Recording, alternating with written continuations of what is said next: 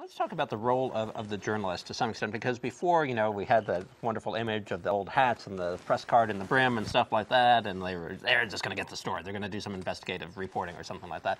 But it has changed, and while you were doing that work, and you're not alone in this, is that there's a little bit of brand building and recognition factor that's important. Yeah, absolutely, and it goes back to... Your celebrity's higher than old reporters and lower than celebrity chefs.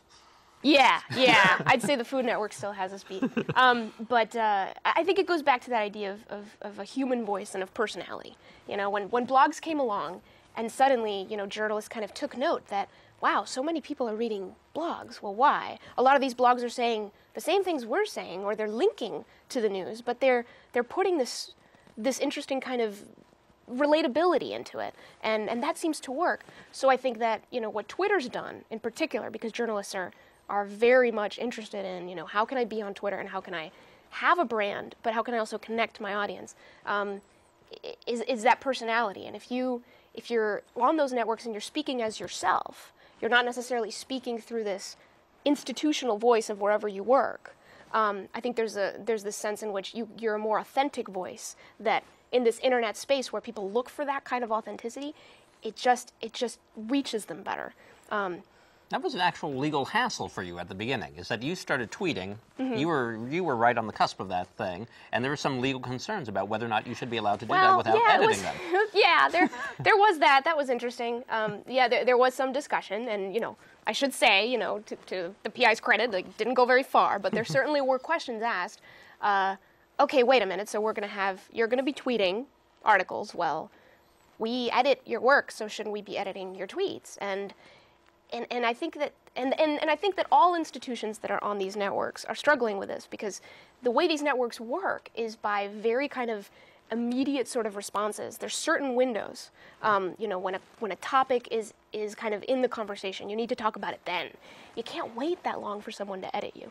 And if someone edits you, it's a little bit less your voice. So in a way, newspapers have had to really trust, kind of let go and trust. I think they're okay with it, because you're seeing this trend of more and more journalists getting on these networks and really valuing what they do for their work. So yeah, I think overall it's just, you just got to let go. But isn't there some doubt about the immediacy? I mean, isn't that where the concerns about how much to trust these new journalism sources come from this idea that if it's immediate, it can't be checked? I mean, it used to be that newspapers would actually sit on stories for days. Yeah. And like, let's wait, let's check it out, let's see if we get it right. But now there's a rush to, not judgment, a rush to announcement. Yeah, that's right, and there is. And you've seen, there's been several stories kind of circulating about, you know, this or that journalist or this or that person who circulated an error and how quickly it spread. But the opposite is also true, which is that the correction can spread very quickly too. But of course, the correction's usually not as sexy. Right, but that's the thing, is the correction, like in old journalism, that was always the way too. The correction comes on page, you know, 17, and it's buried at the bottom, and nobody cares at that point. Right. So yeah, so that, I think that remains an issue, and I think it just means that journalists have to really be on their toes. Have you ever stopped yourself from putting something out there? Yeah. All the time. Yeah? I mean, yeah, you kind of, yeah, I think if you're just, as a journalist, you have to keep all these considerations in mind.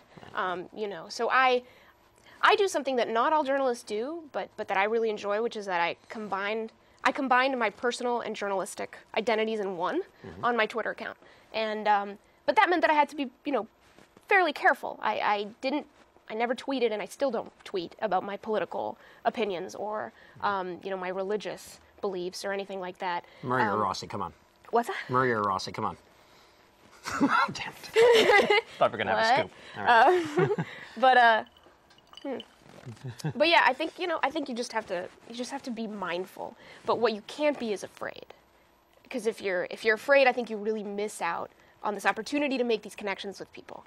But yeah, I mean, there's no denying there's lots of risk. What's the most horrendous mistake you've made? Oh my goodness. Oh no, I was not prepared for that one. I may have to think about that one. I think on Twitter, well, here's one that I made just because it comes to mind. I don't think it's the most horrendous, but I remember I was walking through the UW campus and I saw banners for 100 years, 100 years, university 100 years, and I said, oh my gosh, great, like, apparently this is the 100th anniversary of the university. And I tweeted that out, and that got retweeted. And then, little by little, people were like, no, it's just the 100th anniversary of this particular school. And I was like, oh, sorry, and then I have to kind of tweet again, just apologies, correction, correction, correction. But what you can't do, and there's a bit of an ethical debate here, do you go back and delete your tweet that was wrong? There's a whole debate about unpublishing content from the web, and is that right to do? Because, in a newspaper, you publish the correction the next day, but the error still existed in the previous day's issue. On the internet, you can actually just erase it and pretend it never happened. Not really when you get down to it, but kind of. And so there's this debate about whether you unpublish. And, I kind of believe, you can't unpublish. And you just have to hope that because this is a real-time discussion, Twitter's just a real-time platform where, there's this, and then there's this, and there's this, and it just kind of goes on, that people are a little bit more understanding that conversations are a process, that people change their minds, that things might be corrected. So, yeah, that's kind of an interesting debate going on. But it's still out there somewhere. Somewhere people can dig out the old stuff anyway. So you can't fully get rid of it. You can't really fully get rid of it. And I think it's I've been trying to get my sex tape off there for a long time. Yeah, No luck. Yep. So you are out there. I mean, you are a very public figure. You're not just a journalist. You're out there. People know you. Do you ever feel like you've been burnt by the new media? No. No? Not yet. Knock on wood on that one. I will say, though, I used to get asked a lot because I had these weekly meetups with my readers where I would put out on Twitter and on my blog, hey, I'm going to be at so-and-so Seattle coffee shop. It was always Wednesdays, 5:30 to 7. Come and meet up. Let's talk about whatever. And it was awesome because, every week there'd be a new face. And over time, you just kind of develop connections, even friendships. And sometimes those are the people who go on your blog and comment in some really intelligent ways and just move the conversation forward. Well, there was one time, I believe this was last fall, where I started getting some tweets that were very, very creepy. And it got to the point where, my boss asked me to please not have that weekly meetup, and other sorts of precautions were taken, and it was very scary. And we never knew where that person was. They just sent batches of really awful tweets that really had me freaked out. But I don't know, I think even during that period, I was pretty adamant about, no, I'm not going to let something like that stop me from doing something that feels really rewarding and that I think is good.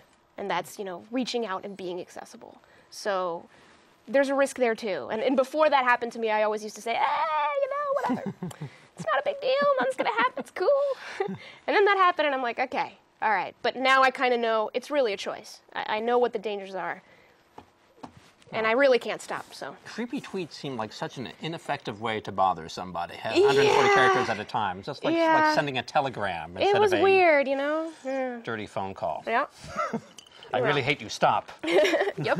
That's it. Yep. Wow. So if people want to know more, engage more in the whole new media and new media journalism, is there a book they can read or a movie they can see or something you can recommend, a resource for them? Yeah, it's interesting because I get that question and I think there are some out there, but I still think that it's all in such a period of transition that if you read the book today, it may be completely out of date in a year. So I think some of the big ways people can engage is, look up your own neighborhood blog and reach out to its author. Let them know when you see things going on in your neighborhood that you think are important. Read the blog and just stay connected. You might even meet that person pretty soon. And also just remember that the journalists that you're reading right now, wherever they're from, email them, find them on Twitter, follow them, talk to them. You'll be amazed how much they will, absolutely listen and talk back. And I think that's one way to do it. If you enjoy connecting with friends, and if you enjoy, maybe you're already on Twitter or Facebook, and you're already kind of following people in your network, you can bring people who are telling stories that matter to your world into your network.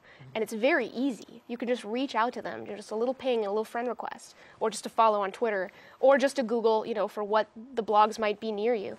And it's not, if only there were something that just came prepackaged, here are the answers for you. Here's exactly the news you should be reading.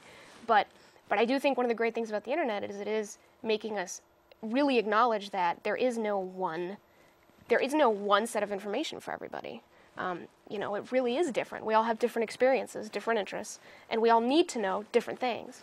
So, so yeah, I think if you want to become a really engaged news reader, it is going to take work. It's not going to be just order this book and you're done. It's going to take work. So, but I think it's fun. I think you can make it fun. For those who still like hard copies of things, I like the new magazine, The Week. I think it actually does a nice job of aggregating information and takes from very different points of view. I also thought the book Trust Agents, have you read that? No. The Chris Brogan, Julian Smith book, which is... I know of Chris Brogan, yeah, but I haven't seen the book. Which is a great book, and it's really for people how to become trust agents, but if you read it, you might understand how or whom better to trust online, certainly. Yeah. And also, I always go back to All the President's Men, because it's nice to be reminded of when journalists were actually That's a good one. Well, I'll put in a recommendation for Clay Shirky. He's a really great thinker on all these things. Here Comes Everybody? Here Comes Everybody, and also Cognitive Surplus, which I believe is his latest, I believe. But that one's incredible, and I think that's a book that you can read just to see exactly how much power you have, how much power each of us has, and how much just, you know, linking to communities, linking to networks, and just putting in a little effort. If it's organized, and the internet helps organize these things, people can do incredible stuff just by taking all of that intelligence and putting it together, and the internet really makes that possible. So, yeah. Well, all in all, I think it's important that people remember that part of this process is being proactive. You can't just count on other people to do the work for you. Not only do you have to get out there and read the information, you have to seek the information, you have to go beyond the obvious and keep digging further, but also learning to actually evaluate the information you receive, because it is up to you to determine what is right for you. So thank you so much, Monica. No, you're welcome. Pleasure as always. This was fun. Enjoy the Baileys. I will. Our first Baileys on the show. Yay.